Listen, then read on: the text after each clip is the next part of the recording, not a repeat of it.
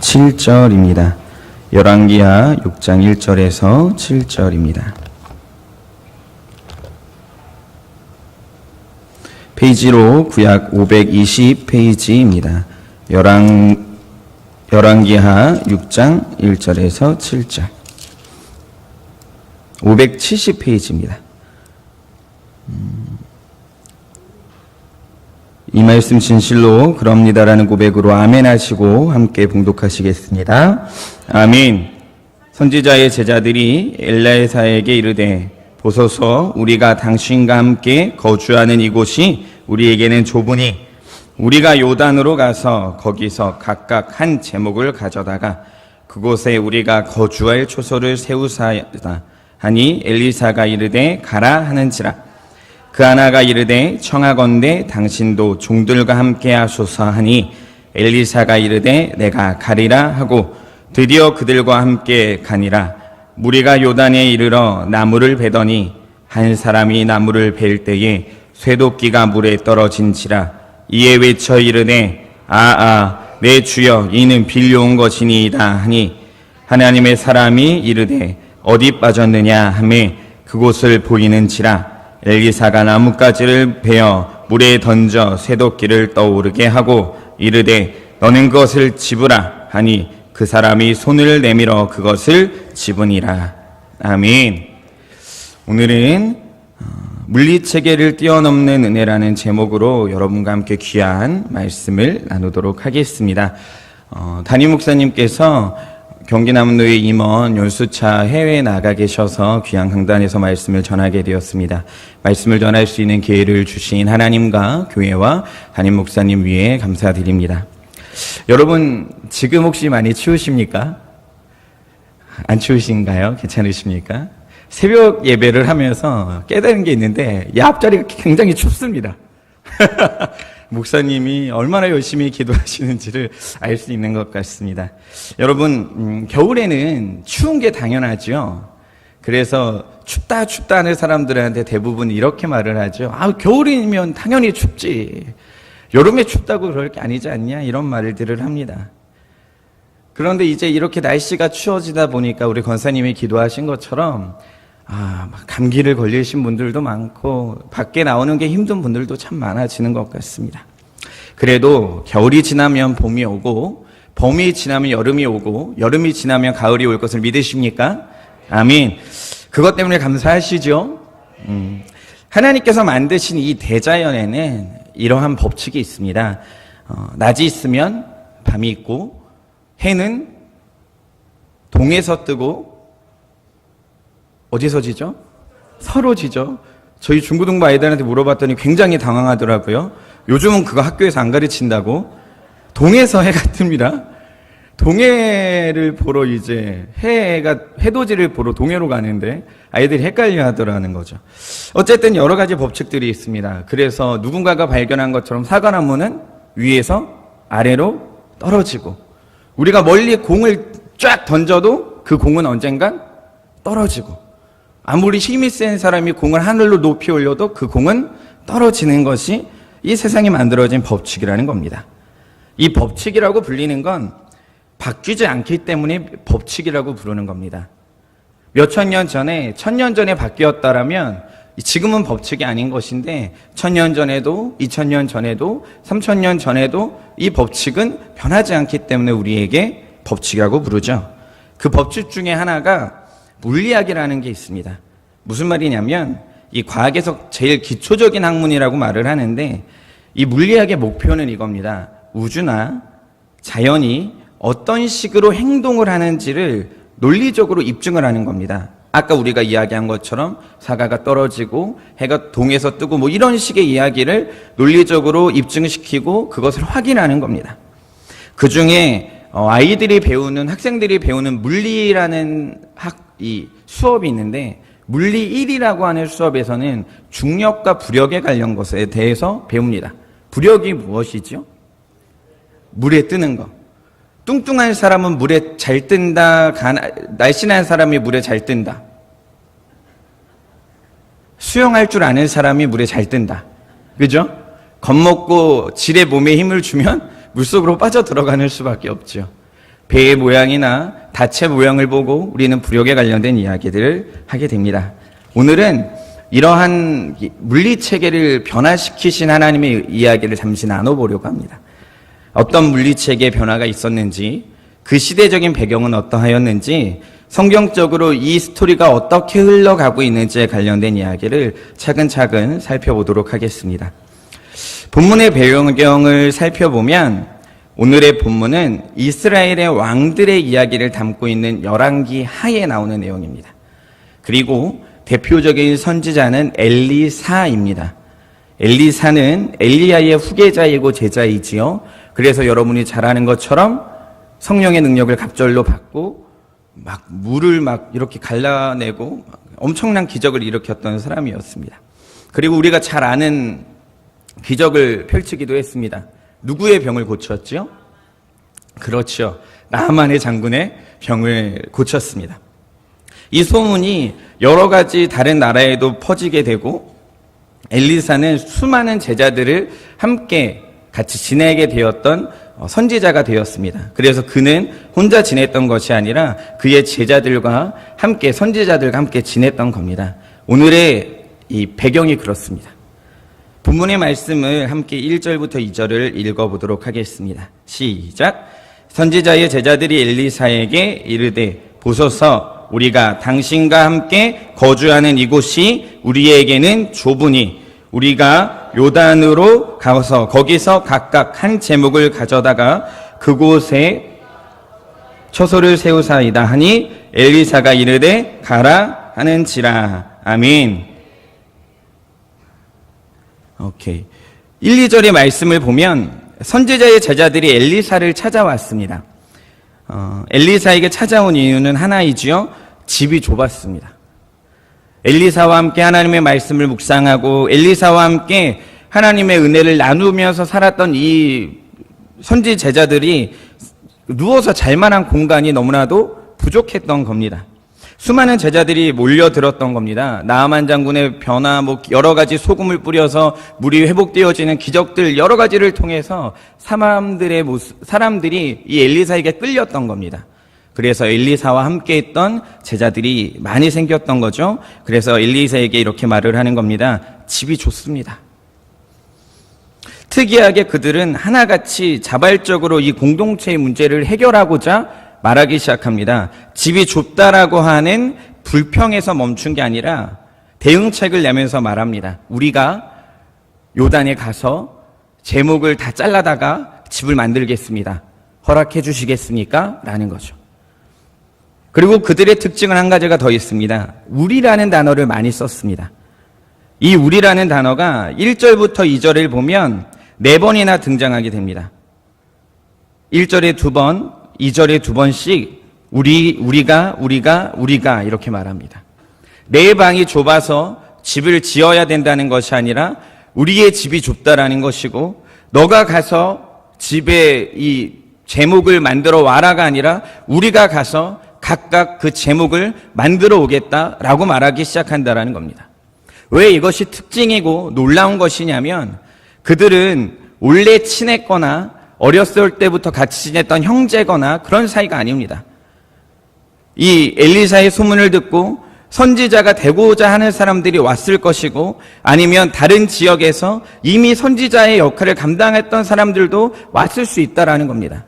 즉 다른 지역에서 모였던 이 사람들이 서로를 우리라 말하고 서로가 함께 그 짐을 짊어지려고 노력했다라는 겁니다. 참으로 아름다운 공동체의 모습입니다. 저는 이 본문을 읽으면서 계속적으로 그런데 한 사람이 생각났습니다. 이 아름다운 사람들을 보면서 계속적으로 한 사람이 생각났습니다. 누구였냐면 이 엘리사의 종 게하시였습니다. 참으로 본문과 대조되는 인물입니다. 게하시는 부유한 것에 욕심을 내어 속인 자고 사기를 치고 거짓말을 했던 자입니다. 그런데 이 사람들은 선지자의 제자들은 서로를 존중하고 순종하는 제자들의 모습이 드러납니다. 게하시는 부유하기 위하여서 자기의 스승에게도 자기의 주인에게도 거짓말을 하였지만 이 사람들은 겸손하게 검소하게 살아가는 것 같이 보이게 됩니다. 이 모습을 보면서 어떻게 이렇게 다를까? 왜 하나님께서 이 게하시의 장면이 등장한 바로 다음에 이 선지자의 제자들이 이러한 이야기들이 나눈 것을 나타나고 계실까? 이것을 묵상하게 되었습니다. 게하시의 이야기로 잠시 더 깊이 들어오게 되면 게하시가 나아만 장군의 병이 낫고 돌아가는 발걸음을 뒤쫓아갑니다. 그리고 나서 거짓말을 치지요. 우리 주인님이 갖고 오라고 합니다. 그리고 그 사람이 게하시가 이렇게 말합니다. 은 1달란트랑 옷 2벌만 달라는 겁니다. 무엇을 줘야 되는지를 제시했다라는 겁니다. 그 정도면 내가 살 수 있을 것이라는 생각을 했다라는 겁니다. 근데 은 1달란트랑 옷 2벌이 뭐 봉투에 나와 있는 요만한 크기가 아니라는 거죠. 30kg가 넘는 그 크기라는 겁니다. 무슨 말이냐면 은 1달란트와 금 1달란트는 이 15배의 크기의 차이가 납니다. 그러니까 가격의 차이가 납니다. 그러니까 금 1달란트가 9억 정도라고 하면 은 1달란트는 6천만 원이 되는 겁니다. 그러니까 1세겔을 2만 원으로 쳐서 6천만 원이 되는 거죠. 한 달란트, 은 1달란트가 3,000세겔이기 때문이죠. 그런데 이것을 나아만 장군은 1달란트만 준 것이 아니라 1달란트를 더 주었습니다. 그러니까 지금 시세로 보면 1억 2천만 원을 가지고 숨기고 자기의 주인을 속이러 집으로 돌아가고 있었다는 겁니다. 5장의 게하시와 이 6장의 선지자의 제자들의 모습은 너무나도 확연히 다릅니다. 아니, 이 확연히 다른 것을 느끼게 할 만큼 5장과 6장 사이에 버젓이 나타내고 있습니다. 이들은 문제가 직면하였을 때 그것을 어떻게 반응하는지의 차이가 너무나도 달랐습니다. 여러분은 원하는 것이 있을 때 그것을 어떻게 얻고 계십니까? 어떤 신학자는 게하시가 나아만 장군이 병을 고치러 왔을 때 그 짐칸에 실려져 있을 은 2달란트와 옷을 보았을 것이다 말하는 사람들이 있습니다. 그것이 그렇게 작은 부피가 아니었기 때문일 것입니다. 그런데 내가 원하는 것이 있을 때 어떻게 반응했냐라는 겁니다. 게하시처럼 그것을 취하기 위해서 거짓말을 하고 그것을 취하기 위하여서 평생을 모셨던 주인을 배신하고 그런 것이 아니라 겸손히 지금 우리들의 상황이 이렇게 어렵습니다. 집을 더 지어도 되겠습니까? 자기들이 함부로 자기들의 마음대로 집을 지은 것이 아니라 그들이 따르는 사람에게 그들의 스승에게 겸손히 물어보고 그 문제를 해결하고 있냐라는 겁니다. 선지자의 제자들과 게하시의 모습은 그 결과도 너무나도 많이 달라지게 됩니다. 게하시는 병이 걸렸고 선지자의 제자들에게는 이제 조금 있을 만한 이야기가 이어지게 됩니다. 3절과 4절을 함께 읽어보도록 하겠습니다. 시작.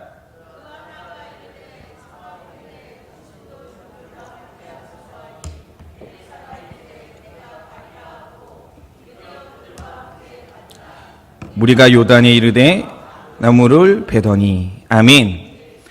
선지자의 제자들은 첩소를 새롭게 지어도 되는지부터 엘리사에게 물어봤습니다. 그리고 낮은 자세로 조심히 엘리사 선생님께서도 같이 가주실 수 있는지를 여쭈어 봤습니다. 이것이 좀 굉장히 재밌는 본문의 내용입니다.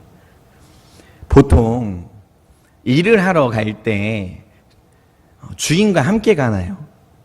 종들은 주인과 절대 함께 가지 않습니다. 그렇죠? 그런데 이들은 개념이 달랐습니다. 함께 하나님의 말씀을 묵상하고 나누고 하나님의 은혜를 나눴던 자들이었습니다. 그래서 우리라는 단어를 지속적으로 썼던 이 공동체였습니다. 그러니까 이 제자들이 놀라운 기적을 발휘하면서 그 선지 동산의 리더였던 엘리사에게 이렇게까지 말할 수 있었던 겁니다. 같이 가실 수 있으시겠습니까? 그리고 그 엘리사는 이렇게 말하죠. 내가 가리라. 이 장면을 보고 갈라디아서 6장 6절이 생각났습니다. 가르침을 받는 자는 말씀을 가르치는 자와 모든 좋은 것을 함께 하라. 아멘. 제자들이 보기에 이 제목을 베러 가는 것이 좋은 것이었습니다. 제자들이 보기에 선생님과 함께 가는 그 길이라면 어디든지 막 즐거웠던 겁니다. 이 제자들의 마음 가운데 우리가 지금 엘리사 선생님과 제목을 딱 뵈러 간다라는 이 마음에 막 사기가 충천해지고 기쁘고 즐겁고 와, 이 모든 것이라도 할 수 있을 것과 같은 마음을 가졌다라는 겁니다. 그런데 이 상황에 요단을 향하여 갈 때 하늘을 찌를 듯한 이 사기를 가지고 있는 엘리사와 엘리사의 제자들의 무리, 그 선지자들의 무리에 예기치 않은 사건이 발생하게 됩니다. 놀라운 사건이 발생하게 됩니다. 5절을 함께 읽어보도록 하겠습니다. 한 사람이 나무를 벨 때에 쇠도끼가 물에 떨어진지라. 이에 외쳐 이르되 내 주여 이는 빌려온 것이니이다 하니. 다시 한번 읽을까요? 시작. 한 사람이 나무를 벨 때에 쇠도끼가 물에 떨어진지라. 이에 외쳐 이르되 내 주여 이는 빌려온 것이니이다 하니. 엘리사의 허락에 따라 엘리사와 함께 나무를 하러 간 선지자의 제자들은 열심히 나무를 하다가 실수를 해서 한 사람이 도끼를 물에 떨어뜨리게 됩니다. 얼마나 처음 해보는 도끼질이었길래 물속에 빠질 정도로 잘못했는지 생각을 해보게 됩니다. 도끼질을 해보신 분들이라면 잘 아실 겁니다. 그것도 이렇게 큰 나무를 베는 것이면 옆으로 베야지요. 그러면 이것이 어떻게 날아가서 물속으로 갔는지가 정말로 기적입니다, 사실. 그렇지 않습니까? 옛날에 도끼가 얼마나 안 좋았는지를 알 수 있는 증거이고, 두 번째는 이 선지자의 제자가 얼마나 도끼질을 못했는지를 알 수 있는 증거이고, 세 번째는 이 선지자의 제자가 하나님의 말씀만 붙들고 살았던 샌님이라는 것을 알 수 있는 증거입니다. 한 가지가 더 있네요. 이 선지자의 제자는 가난했던 겁니다. 도끼를 가지고 살지 않았던 겁니다. 무슨 말이냐면 자기가 도끼질을 하지 않고 살았던 사람인 겁니다. 제가 일산에서 살 때 도끼질을 하고 지냈었습니다. 한 2년 정도 아버지께서 난방을 아끼시겠다고 땔감 난방을 어떻게 하셔가지고 집에만 가면 도끼질을 해야 됩니다. 그게 얼마나 힘이 든지 모릅니다. 저는 이제 골프를 잘 칠 것 같습니다. 도끼질을 잘하는 사람이 골프를 잘 친다고 합니다. 그래서 도끼질을 하다 보면 이걸 잘하지 못하면 내가 힘이 없으면 도끼가 찍히고 나무가 댕강댕강댕강 이렇게 날아다닙니다. 그리고 내가 도끼를 온전하게 잡지 못하고 찍다가 실수를 하면 도끼를 던져버리게 됩니다. 오늘의 상황이 아마 그랬을 겁니다. 무슨 말이냐면요, 이 선지자의 제자가 나무를 베는 훌륭한 사람이 아니라는 겁니다.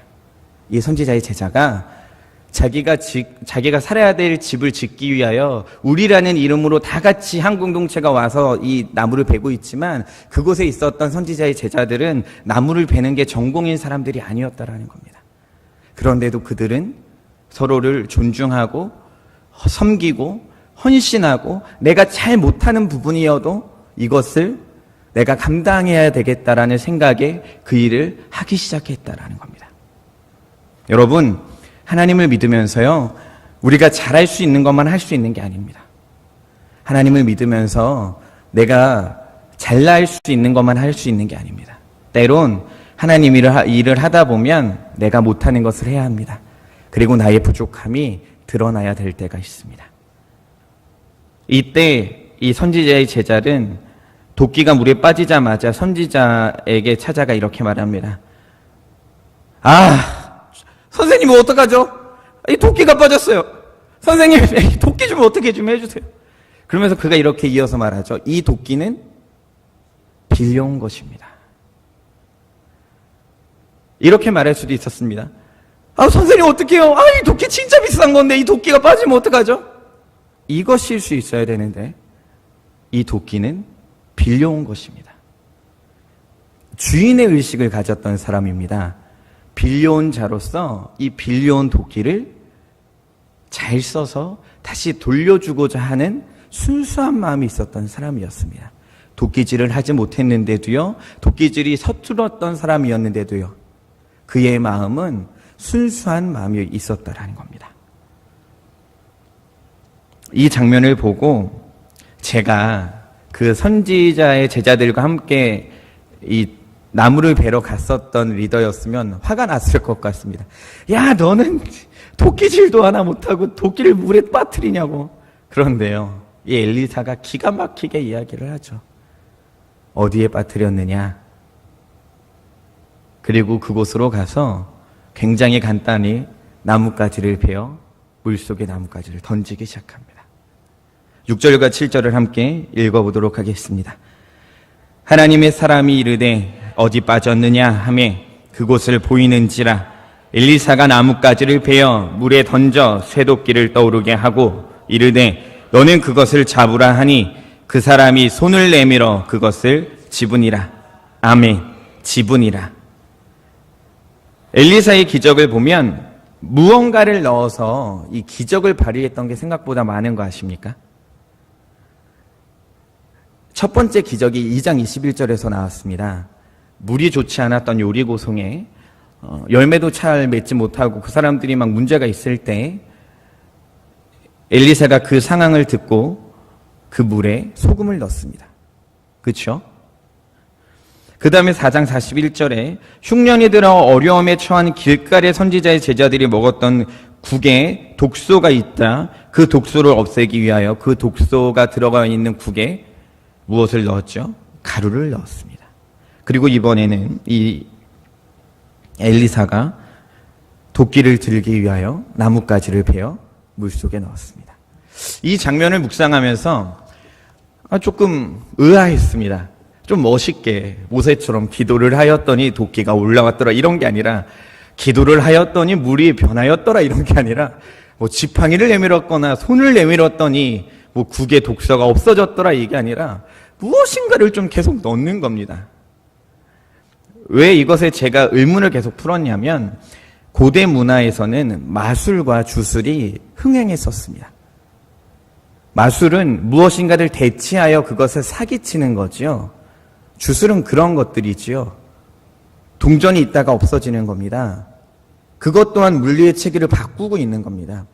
그리고 이 손이 분명히 장미가 있었는데 갑자기 새가 나오는 겁니다. 그때 당시에 주술은 어떤 거였냐면 아팠던 사람들한테 무엇인가를 뿌리면 그것이 깨끗하게 낫는 겁니다. 우리의 예전에 과거의 우리나라의 모습과 같이요. 그런데 이 엘리사의 기적을 보면 이상하게 이런 느낌이 스물스물하게 나타납니다. 그런데 이러한 것은 왜 이랬을까? 왜 이런 장면들이 굳이 제거되지 않고 성경에 고스란히 등장이 되고 있을까? 이것을 묵상하면서 열왕기하 5장을 다시 한번 묵상하면서 깨달은 것이 있습니다. 열왕기하 5장 11절을 함께 읽어보도록 하겠습니다. 열왕기하 5장 11절입니다. 제가 읽겠습니다. 나아만이 노하여 11절이요. 그 지워주세요. 제가 읽을게요. 잘하셨어요. 다 같이 읽겠습니다. 시작. 만이 노하여 물러가며 이르되 내 생각에는 그가 내게로 나와 서서 그의 하나님 여호와의 이름을 부르라. 그의 손을 그 부위에 흔들어 나병을 고칠까 하였도다. 아멘. 무슨 말이죠? 이 나아만이 원했던 게 있었던 겁니다. 막 손을 막 이렇게 흔들거나, 그죠? 막 이렇게 흔들거나, 막 그 사람을 흔들든지 만지든지 막 어떤 주술적인 행위를 하길 원했던 겁니다. 무슨 말이냐면 고대 문화에서 마술이 성행했던 것이 사실이었는데 한 나라의 장관까지도 그런 식의 마술적 행위가 자행되어야 회복될 수 있다라는 것을 믿었던 겁니다. 그렇게 생각했던 겁니다. 그때 엘리사는 어떻게 기적을 발휘했냐면 이러한 행위를 해도 하나님을 믿을 때, 이러한 행위를 해도 하나님께서 함께 하실 때 문제가 해결된다라는 이야기를 하고 있더라는 겁니다. 엘리사가 물에 소금을 넣고 가루를 넣고 나뭇가지를 넣었던 것은 마술적 행위가 아니었습니다. 소금, 가루와 나뭇가지가 어떤 비상한 마술적인 효과가 있는 능력의 물건들이 아니었습니다. 그것은 하나님의 기적이 일어나는 도구로 쓰였을 뿐입니다. 아멘. 우리가 이 땅에서 하나님의 기적을 경험하게 되고 하나님께 쓰이게 될 때가 그렇습니다. 내가 복음을 전하게 될 수 있었던 것, 내가 어떤 능력이 있는 자입니까? 내가 정결한 자이어서 그럴 수 있었습니까? 아니요. 하나님께서 나를 도구로 쓰시겠다 할 때 우리는 도구로 쓰임받게 되는 겁니다. 이 미신적인 행위를 타파하기 위하여, 이 미신적인 행위의 이야기를 없애기 위하여 그 행위가 구원하는 것이 아니라 그 능력의 주권자 되신 하나님이 있음을 드러내고 있는 엘리사의 사역이라는 것입니다. 엘리사가 나뭇가지를 베어 떨어뜨리자 신기하게도 쇠로 만들어진 무거운 도끼가 물 위로 떠오르기 시작했습니다. 제가 선지자의 제자였으면 난리가 난 겁니다. 안 보였던 도끼가 갑자기 쫙 보이기 시작하는 겁니다. 그러면서 그 물 위에 동동동 이렇게 떠 있는 겁니다. 어떤 마음이 들었겠습니까? 이것은 갑작스럽게 쇠도끼에 부력이 생기게 됐습니다. 말씀을 처음 시작하면서 이야기했었습니다. 하나님이 창조하신 대자연의 법칙은 법칙입니다. 변하지 않는 겁니다. 늘 그렇게 운행되어지는 겁니다. 그런데 그게 순식간에 변화하게 되어지는 겁니다. 부력이라는 건 물체가 액체보다 밀도가 낮거나 보트같이 특정한 모양을 가지게 되는 경우에 힘에 의해 물 위에 뜨게 된다고 말합니다. 그런데 도끼는 그 특정한 물체의 모양을 갖추지 않았고 밀도 또한 물보다 강하여 당연히 떨어져야 합니다. 그래서 이 배의 닻이 도끼와 같이 무거운 것들로 사용이 되는 것과 마찬가지입니다.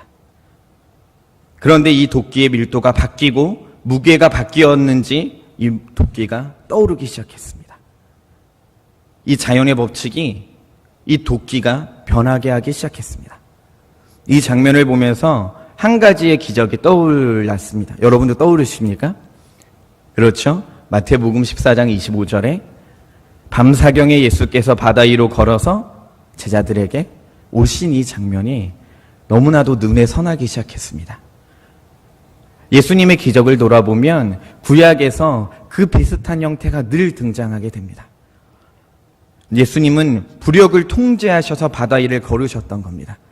조금 더 과학자들이 이해하기 쉽게 표현한 단어이지요. 부력을 통제하신 하나님 예수님께서 바다 위를 걸으셨다는 거죠. 마태복음에서는 그들의 믿음을 확인하시고 예수님께서 하나님의 아들인 것을 드러나기 위해 그 부력을 통제하셨습니다. 이번에 오늘의 본문에서는 하나님께서는 주의 뜻을 따르고자 하는 선지자의 제자들의 작은 것까지도 빌려온 도끼까지도 보살피고 계시는 것을 나타내기 위해 이 부력을 통제하셨습니다. 하나님의 기적에는 항상 이유가 있습니다. 하나님의 기적에는 항상 하나님의 계획하심이 있습니다.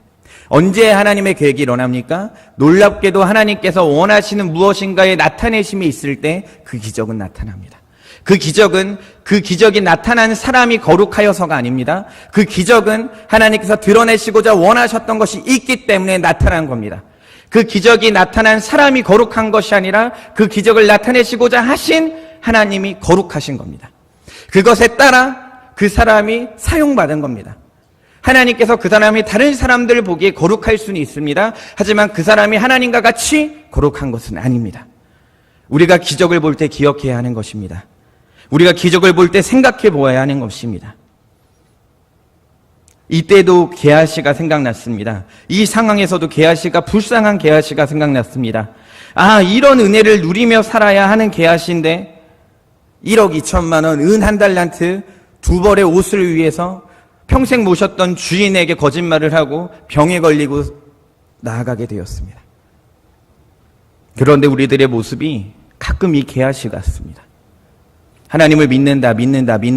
하나님의 기적이 나타나는 것을 보았지만 예수님의 제자들처럼 보았지만 아직 그것이 내 마음에 믿어지지 않았던 겁니다. 이 말씀을 준비하면서 저도 두려웠습니다. 왜냐하면 저에게도 그런 게하시와 같은 거짓된 모습들이 많기 때문입니다. 하루를 돌아보고 잠이 들기 전에 하루를 묵상해 보면 내가 의도하지 않게 했던 거짓말들도 참 많았기 때문입니다. 나는 거짓말을 하려고 한 게 아닌데 어쩌다 대답하다 보면 그렇게 될 때가 많았다라는 겁니다. 여러분, 이것은 나의 삶을 하나님께서 인도하신다라는 것을 온전히 믿지 못하는 나의 부족함 때문입니다. 내가 사실을 말해도, 내가 솔직하게 말해도 괜찮을 거라고 하는, 하나님께서 그래도 인도하실 것이라는 믿음이 제 안에 많이 부족했기 때문이라는 겁니다. 선지자의 제자들은 외형적으로는 엘리사와 함께 살 처소가 필요한 거였지만 하나님께서는 그들의 마음 가운데 이 세상의 주권자가 하나님이라는 것을 다시 한번 알게 하여 주셨습니다. 그리고 그들의 마음에 믿음의 집을 더욱더 확장시켜 주셨습니다. 그리고 그들에게 하나님을 믿고 따를 수 있는 체험을 경험하게 하셨습니다. 로마서 11장 36절은 이렇게 말합니다. 이는 만물이 주에게서 나오고 주로 말미암고 주에게 돌아감이라. 그에게 영광이 세세에 있을지어다. 아멘. 이 만물을 주관하시는 분은 하나님이십니다. 믿으십니까? 하나님께서는 온 세상을 주관하시는 분이십니다. 물리의 체계만이 아니라 우리들의 감정과 우리들의 상황과 우리들의 자존심과 우리들의 고통스러운 환경까지도 주관하고 계시는 분이 하나님이십니다. 우리의 질병도 주관하고 계십니다. 우리들의 자녀들도 하나님께서 주관하고 계십니다. 하나님께서 이렇게 표현할 수 있습니다. 부력을 통제하시듯이 통제하고 계신다는 겁니다. 여러분 그것을 믿으십니까? 물리의 체계를 바꾸시면서까지 역사하여 주신 하나님, 선지자의 제자들은 그 하나님을 경험하고 맛보게 되었습니다. 그리고 기가 막힌 장면이 마지막 7절의 말씀인데요. 제가 읽어드리도록 하겠습니다. 이르되 너는 그것을 집으라 하니 그 사람이 손을 내밀어 그것을 집으니라. 아멘. 부력을 통제하신 하나님께서 그 도끼가 엘리사의 손이나 선지자의 제자의 손으로 슉 날아가게 못했을까요? 아니요. 절대 그렇게 할 수 있었습니다. 그런데 그 부력을 통제하신 하나님의 기적을 잡아볼 수 있게 허락하셨다는 겁니다. 하나님께서는 지금 여러분에게도 잡아볼 수 있는 기회를 주고 계십니다. 그리고 그 환경이 우리가 생각하지 못한 여러 곳에 퍼져 있습니다. 우리들의 영적인 눈이 띄어지기를 원합니다. 우리들의 믿음이 오직 주님만을 의지하기를 원합니다. 우리들의 눈이 띄어져서 우리도 그 도끼를 잡기를 원합니다. 우리들의 마음에 온전히 하나님을 신뢰하는 것을 통하여서 하나님의 기적을 따르고 살아가는 우리가 되어지길 주님의 이름으로 축복합니다. 찬양하겠습니다.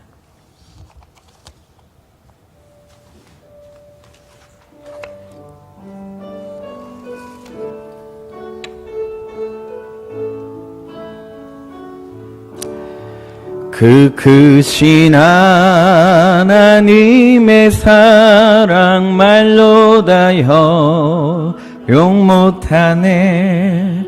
저 높고 높은 별을 넘어 이 낮고 낮은 땅 위에 죄범한 영혼 구하려 그 아들 보내사 화목제로 삼으시고 죄 용서하셨네. 하나님 크신 사랑은 증량다 못하네. 영원히 변치 않는 사랑 성도여 찬양하세. 괴로운 시절 지나가고 땅 위에 영화세할 때 주 믿지 않던 영혼들은 그 소리 외쳐 울어도 주 믿는 성도들에게 그 사랑 베푸사 우리의 죄 사했으니 그네 이질까.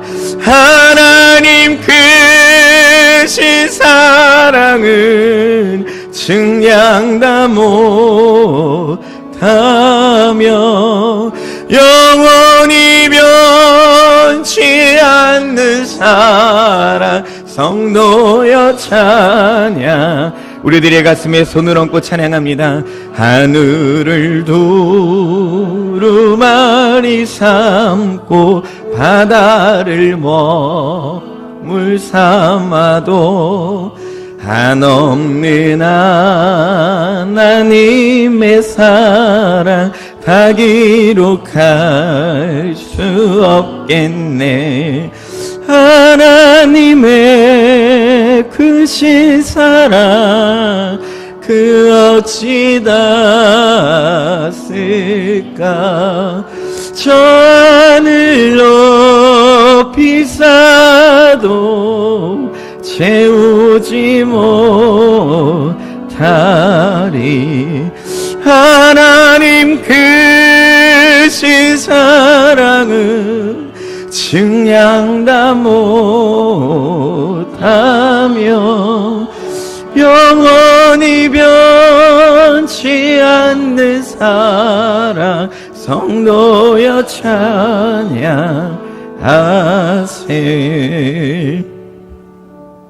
여러분, 도끼가 물 위에 떴다라는 것이 솔직히 믿어지십니까? 여러분의 기도에 하나님께서 응답하실 것을 솔직히 믿으십니까? 그게 사실 어렵습니다. 여러분, 함께 우리가 그러한 믿음으로 나아가길 원합니다. 그 물 위에 떠서 우리에게 이제는 너네가 직접 좀 잡아볼래? 라고 얘기하시는 하나님의 음성에 따라 우리도 그 기적을 함께 맛보며 그 믿음을 고백하며 나아가는 우리가 되어지길 소망합니다. 하나님, 우리들의 믿음이 더욱더 크게 하여 주시옵소서. 하나님, 더욱더 우리들이 온전히 하나님을 믿을 수 있도록 도와주시옵소서. 우리가 이러한 마음을 가지고 주여 한번 외치고 기도하겠습니다. 주여,